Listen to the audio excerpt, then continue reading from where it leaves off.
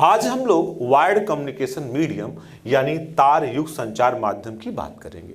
तो हम कम्युनिकेशन के बारे में बात करते हैं तो हम किससे कम्युनिकेट करेंगे? Through wired. अगर वैसे तो वायरलेस भी होता है बिना वायर का, लेकिन हम जो बात कर रहे हैं वायर्ड की बात कर रहे हैं। तो अगर वायर की बात करें तो वायर की अगर हम बात करें तो जनरली हम लोगों ने धातु या फाइबर ऑप्टिक्स भी आने लगे हैं। तो फाइबर का तो बहुत कॉमन नहीं है, लेकिन फाइबर भी हम लोग इस्तेमाल करते हैं अब। लेकिन फाइबर काफ़ी अच्छा होता है, ठीक, काफ़ी फास्ट भी होता है। तो इसमें होता क्या है, विद्युत संकेतों यानी इलेक्ट्रिकल सिग्नल्स और अथवा प्रकाशीय संकेतों, प्रकाशीय संकेत यानी लाइट सिग्नल्स के रूप में डेटा या सूचना को एक उपकरण से दूसरे उपकरण तक पहुंचाते हैं, ठीक। यानी किसके माध्यम से? तार के माध्यम से या फाइबर के माध्यम से, इलेक्ट्रिक सिग्नल्स या प्रकाशीय संकेत। ये जो हम लोग फाइबर की बात कर रहे हैं, इस यहाँ पर हम लोग यूज करेंगे लाइट सिग्नल्स का यूज करेंगे। किसका यूज करेंगे? लाइट सिग्नल्स का। जैसे युग्म तार की बात करें तो यानी हम ट्विस्टेड पेयर केबल की बात करते हैं। ट्विस्टेड मतलब ट्विस्ट रहेगा, तो युग्म इसीलिए शब्द इस्तेमाल किया। युग्म मतलब दो पेयर आपस में ट्विस्ट रहेंगे। और दूसरा कोएक्सियल केबल का हम प्रयोग करते हैं। कोएक्सियल केबल भी बड़ा कॉमन है। और अब तो जो फाइबर ऑप्टिक्स केबल की बात कर रहे हैं, तो अगर हम तार की बात करें तो वहां इलेक्ट्रिकल सिग्नल्स की हम बात करेंगे। लेकिन जब हम प्रकाशीय तंतु यानी फाइबर ऑप्टिक केबल की हम लोग बात करेंगे, ठीक है। तो वायर्ड में हमने ये देखा। आगे हम लोग देखते हैं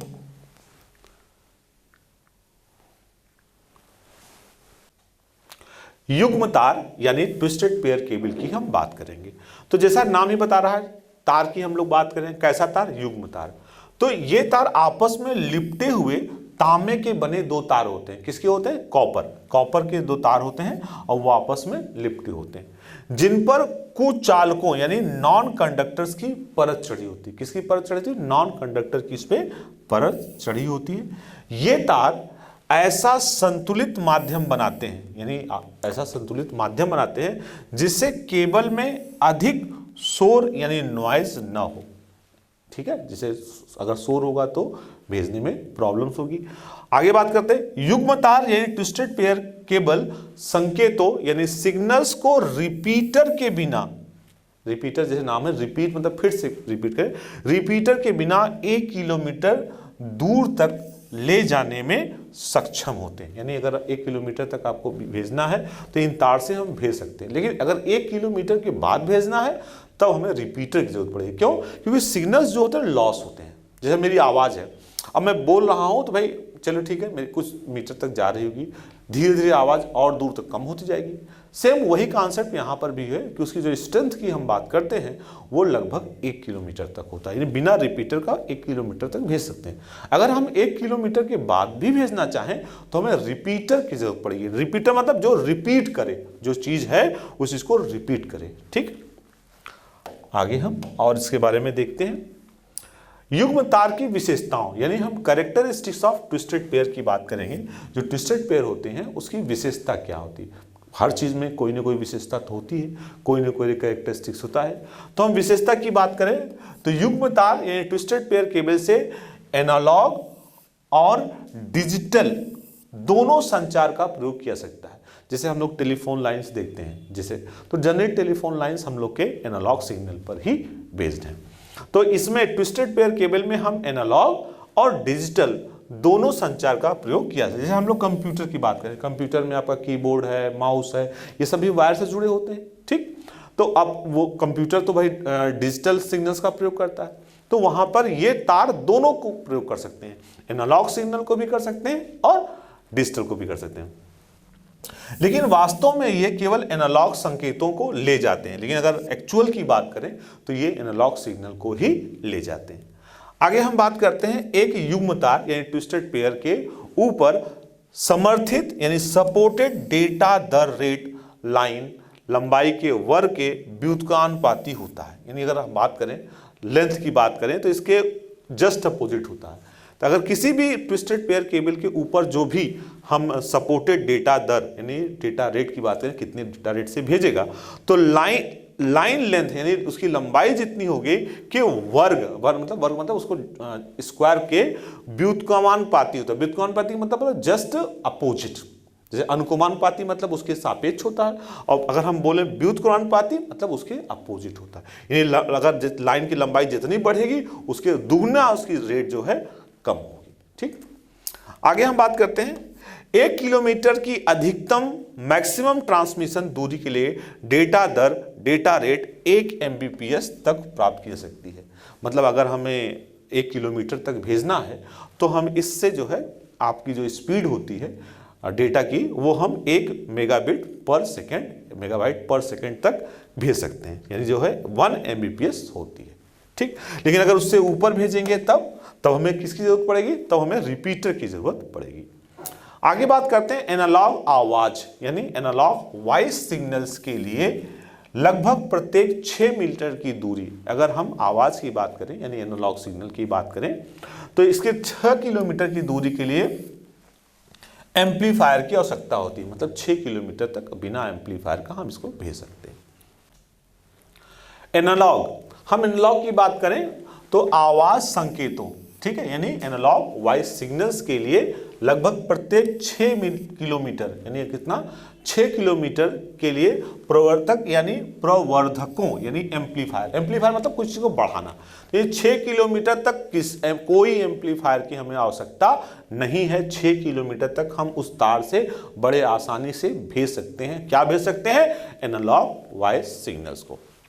अगर हम बात करें डिजिटल संकेत को यानी डिजिटल सिग्नल्स की बात करें तो डिजिटल सिग्नल्स लगभग 2 किलोमीटर की दूरी के लिए रिपीटर्स की आवश्यकता होती है। ठीक, एनालॉग के लिए 6 किलोमीटर तक किसी एम्पलीफायर की जरूरत नहीं होती, लेकिन डिजिटल की बात करें तो डिजिटल सिग्नल के लगभग 2 किलोमीटर की दूरी के लिए हमें रिपीटर्स की आवश्यकता होती है। किसकी आवश्यकता होती है? रिपीटर्स की। आगे हम बात करते हैं इंटरफ्रेंस का। इंटरफ्रेंस यानी उसमें कोई प्रॉब्लम आए कम करने के लिए युग्म तार ये ट्विस्टेड पेयर केबल को धात्विक फीतों यानी मेटेलिक बेड द्वारा ढका जाता है। युग्म तार 2 प्रकार के होते हैं। एक होता है आवरण सील्डेड ट्विस्टेड पेयर, आवरण युक्त युग्म तार यानी सील्डेड ट्विस्टेड पेयर या एसटीपी केबल। एसटीपी इसलिए बोलते हैं भाई, S for shielded, T for twisted pair. तो ये जो है तार कितने प्रकार के होते हैं? 2 प्रकार के होते हैं। पहला तो है आवरण युक्त, और हम अगर दूसरे की बात करें तो पहला आवरण युक्त है और दूसरा आवरण रहित। आवरण रहित का मतलब उस पे ऊपर कोई आवरण ना हो। तो जो आवरण वाला है उसे बोलते हैं सील्डेड ट्विस्टेड पेयर, और जो आवरण रहित है अन। पता है कि अगर किसी के आगे अन लगा दे, हैप्पी के आगे अन लगा दिया तो अनहैप्पी। ठीक, तो उसी के आगे अन का मतलब उसको हटा देना। तो अगर हमने देखा यहाँ पे आवरण रहित मतलब, तो इसको बोलेंगे यूटीपी केबल्स। काफी कॉमन है यूटीपी केबल्स। अगर कभी नेटवर्किंग की बात हो तो अक्सर लोग कहते हैं यूटीपी केबल्स इस्तेमाल कर लीजिए। ठीक, तो अब हम युग्म तार का उपयोग की बात करें, उसके यूज की बात करें तो युग्म तार पुराना ओल्डेस्ट है, यानी शुरुआत से चला। जब नेटवर्किंग आई, जब कंप्यूटर आए, तभी से युग्म तार का और अत्यधिक लोकप्रिय है। बिल्कुल सही, आज भी जो है इसका उपयोग होता है, मोस्ट पॉपुलर है। उपयोग दूरभाषी टेलीफोन्स में किया जाता है। जैसे हम टेलीफोन लाइंस की बात करें तो टेलीफोन लाइंस में हम अभी भी बीएसएनएल और बड़ी बड़ी कंपनियां आज भी वायर्स इस्तेमाल करती हैं।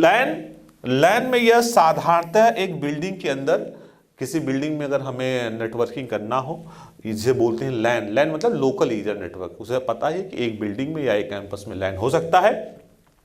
यह साधारणतः एक बिल्डिंग के अंदर बिंदु से बिंदु मतलब तो पॉइंट टू पॉइंट लघु दूरी 100 मीटर के लिए उपयोग किया जाता है। अगर आपको 100 मीटर तक का इस्तेमाल करना है तो हम इसका इस्तेमाल कर सकते हैं, लेकिन 100 मीटर से अगर ज़्यादा की दूरी पर है तो इसका इस्तेमाल नहीं करना चाहिए।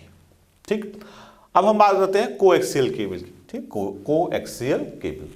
तो अगर हम कोएक्सियल केबल की बात करें तो इस केबल में केंद्रीय ठोस चालक के बाहरी आवरण पर, अभी देखेंगे इसकी स्ट्रक्चर की हम लोग बात करेंगे तो इसमें किस तरह काम करता है कोएक्सियल केबल पर, चालक तार की जाली यानी शील्ड बनी रहती है। ठीक, एक जाली शील्ड बनी रहती है और दोनों के बीच में प्लास्टिक का कुचालक नॉन कंडक्टर, प्लास्टिक का कुचालक। जो बिजली के तार होते हैं उसमें हम प्लास्टिक यूज करते हैं। क्यों प्लास्टिक यूज करते हैं? क्योंकि प्लास्टिक जो है विद्युत का कुचालक होता है, ठीक है, इसीलिए आपको करंट नहीं मारता। इसलिए हम लोग अगर तार में करंट जा रहा है, ऊपर से प्लास्टिक पकड़ा तो करंट, अगर तार कटा नहीं तो आपको करंट नहीं मारेगा।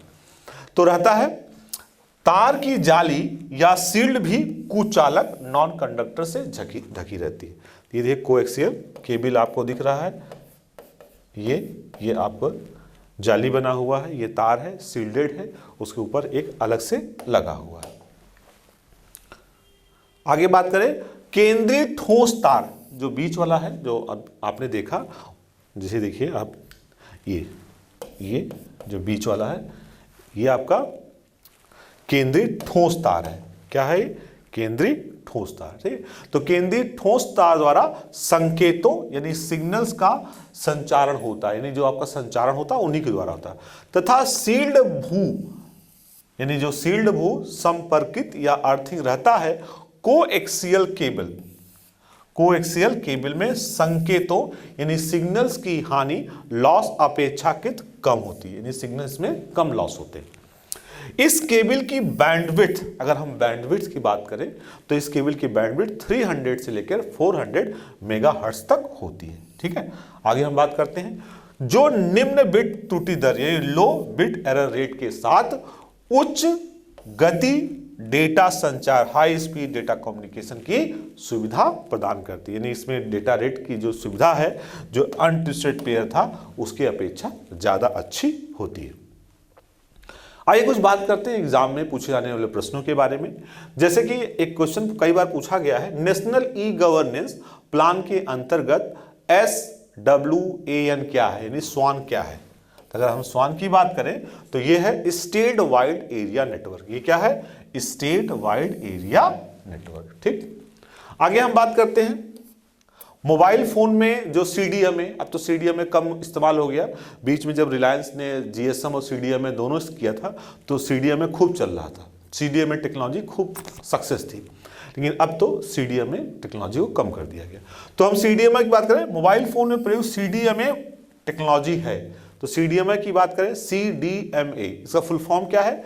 C for code, D for division, M for multiple access. तो उसका फुल फॉर्म क्या हो गया? कोड डिवीजन मल्टीपल एक्सेस, ठीक। WLL काफी पॉपुलर है, WLL की बात करते हैं तो WLL का पूरा नाम क्या है? इसका पूरा नाम है wireless in local loop. Wireless in local loop, ठीक है, इसका पूरा नाम क्या है? Wireless in local loop. आगे हम बात करते हैं डेटा संचार में प्रयोग किए जाने वाले BPS की ट्रांसमिशन गति होती है। तो अगर हम BPS की ट्रांसमिशन की गति बात करें, डेटा में बात करें तो 9600 होती है। कितनी होती है? 9600 होती है। आगे हम बात करें क्लास C, हमने अभी जब नेटवर्क पढ़ाया था तो जो नेटवर्क होते हैं कई प्रकार के होते हैं, class A, class B, class C पढ़ाया था ना, उसमें हमने रेंज बताई थी। क्लास A जो सबसे बहुत बड़े नेटवर्क के लिए इस्तेमाल करते हैं क्लास A, उससे जो छोटा होता है क्लास B, उससे भी जो छोटा होता है क्लास C। तो क्लास C जो हम लोग अपने साइबर कैफे में यूज़ करते हैं या कैंपस में करते हैं, स्कूल कॉलेजेस में करते हैं, जिसमें लगभग 200 या 250 कंप्यूटर आते हैं, या कहें तो 255 तक कंप्यूटर आते हैं जनरली, वहाँ पर हम लोग क्लास C का ही यूज करते हैं। तो क्लास C क्या है? क्लास C नेटवर्क के लिए डिफॉल्ट सबनेट, उसमें हम लोग सबनेट का इस्तेमाल करते हैं, सबनेट मास्क का इस्तेमाल करते हैं। तो सबनेट मास्क क्या है? 255.255.255.0। अब आगे हम और क्वेश्चन देखते हैं।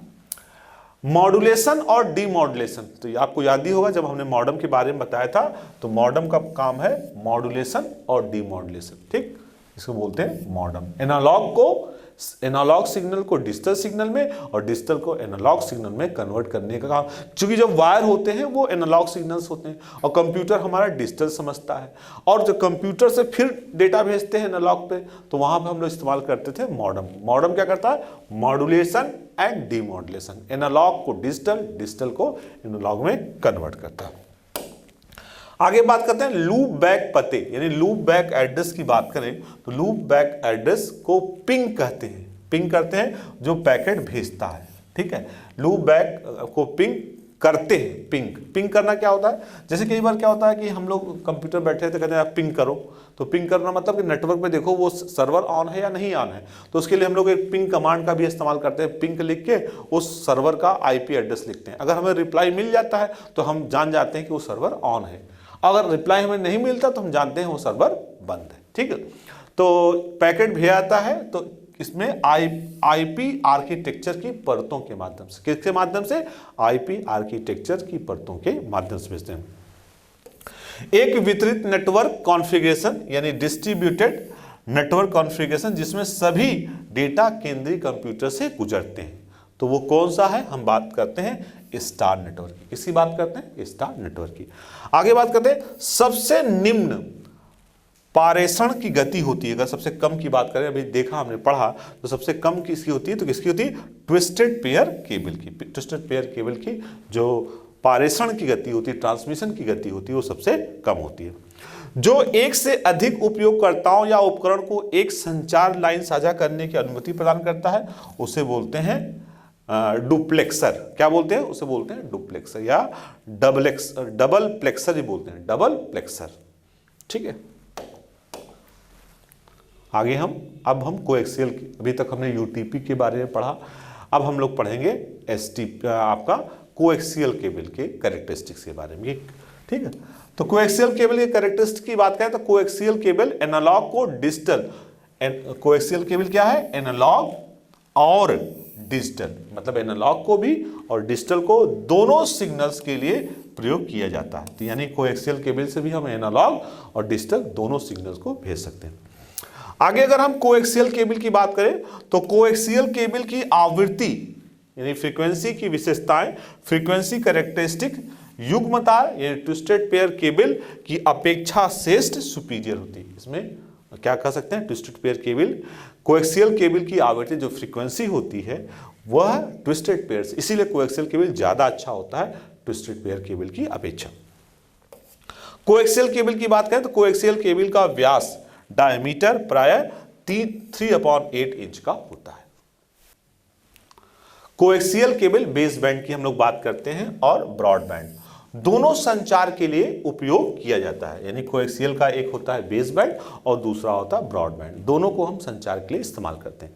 आगे अगर हम ब्रॉडबैंड की बात करें तो ब्रॉडबैंड केवल टीवी के अनुप्रयोग के लिए, ब्रॉडबैंड टीवी के अनुप्रयोग के लिए कोएक्सियल केबल का व्यास आधा इंच 1/2 इंच तथा प्रतिबाधा इंप्लीमेंटेड 75 ओमेगा उपयोग किया जाता है। ठीक है, आगे बात करते हैं कोएक्सियल केबल द्वारा आमतौर पर जो डेटा की रेट होती है वो होती है 10 Mbps, डेटा रेट 10 Mbps तक हम प्राप्त कर सकते हैं। ठीक, आगे देखते हैं कोएक्सियल केबल का उपयोग। कोएक्सियल केबल के अगर हम उपयोग की बात करें तो कोएक्सियल केबल का अधिक उपयोग केबल टीवी या केबल टीवी में जैसे हम लोग देखते हैं उसमें प्रयोग किया जाता है। टीवी संकेतों या टीवी सिग्नल्स के वितरण में किया जाता है।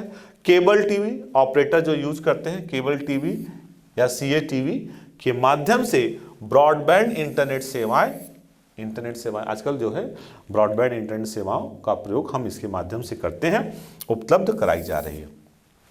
आगे ऑप्टिकल फाइबर, ये काफी नया है और काफी फास्ट है। अगर हम ऑप्टिकल फाइबर की बात करें, प्रकाशी तंतु की बात करें तो प्रकाशी तंतु प्रकाश के पूर्ण आंतरिक परावर्तन, यानी ये कैसे काम करता है, ये होता है टोटल इंटरनल रिफ्लेक्शन। ये एक प्रिंसिपल है टोटल इंटरनल रिफ्लेक्शन, उसके आधार पर काम करता है। किस सिद्धांत पर आधारित होता है, प्रकाशी तंतु यानी ऑप्टिकल फाइबर तकनीक में तंतु या फाइबर माध्यम, ठीक है, फाइबर जो माध्यम, फाइबर मीडियम, सिलिका, किसका, ये सिलिका या कांच, ग्लास अथवा प्लास्टिक से मिलकर बना बहुत ही पतला तंतु, मतलब बहुत पतला, अगर आपने देखा होगा बहुत पतला होता है, लगभग बाल के बराबर होता है तथा संकेत सिग्नल प्रकाश की स्पंदों पल्सेस ऑफ लाइट्स, ये लाइट से चलता है। अब चूंकि लाइट हम जानते हैं बहुत फास्ट होता है इसलिए इसकी स्पीड भी अच्छी होती है। ऑप्टिकल फाइबर लचीला, फ्लेक्स और पारदर्शी होता है। इसकी इंटरनल स्ट्रक्चरिंग की बात करें तो इसमें कोर होता है, जैकेट होते हैं, क्लैडिंग होते हैं। और ये काम कैसे करता है, लाइट एट लेस, जो लाइट होगी, light at less than the critical angle is absorb in the jacket. अगर क्रिटिकल एंगल से कम होगी तो वो एब्जॉर्ब हो जाएगी। Angle of incidence, angle of incidence का मतलब होता है कि जब कोई चीज गिरती है तो उसे बोलते हैं इंसिडेंट। तो ये गई इंसिडेंट होगी, फिर वो ये इंसिडेंट है इस पे और फिर ये इसका रिफ्लेक्शन है, ठीक है। ये है एंगल ऑफ रिफ्लेक्शन। तो इंसिडेंट मतलब जाना और रिफ्लेक्ट मतलब उसका रिफ्लेक्ट करना। तो ये हमने देखा कि ऑप्टिकल फाइबर की बात करें तो टोटल इंटरनल रिफ्लेक्शन पर ये आधारित होता है। आगे बात करें ये है क्या, किस तरह बना होता है। यह एक ठोस बेलनाकार सॉलिड सिलिंड्रिकल शेप का होता है और 3 संकेंद्री खंड यानी कंसेंट्रिक सेक्शन कोर, क्लैडिंग और जैकेट से मिलके बना होता है। किससे मिलके बना होता है? कोर से, क्लैडिंग से और जैकेट से मिलके बना होता है। संचार में प्रयोग होने वाली अधिकांश प्रकाशीय तंतु यानी ऑप्टिकल फाइबर का व्यास, जो अगर हम व्यास की बात करें, डायमीटर की बात करें तो 0.25 से लेके 0.55 मिलीमीटर ये बाहरी आवरण सहित होता है। यानी आप देख लीजिए कि इसकी जो है, अगर हम इसके व्यास की बात करें तो इतना ये व्यास उसका होता है। अब देखिए इसमें है, अगर हम देख रहे हैं ये कॉपर आपका वायर है, ठीक है, ये आपका इंसुलेटर है, उसके ऊपर ब्रैडेड आउटर कंडक्टर है और फिर ये प्रोटेक्टेड प्लास्टिक कवरिंग है।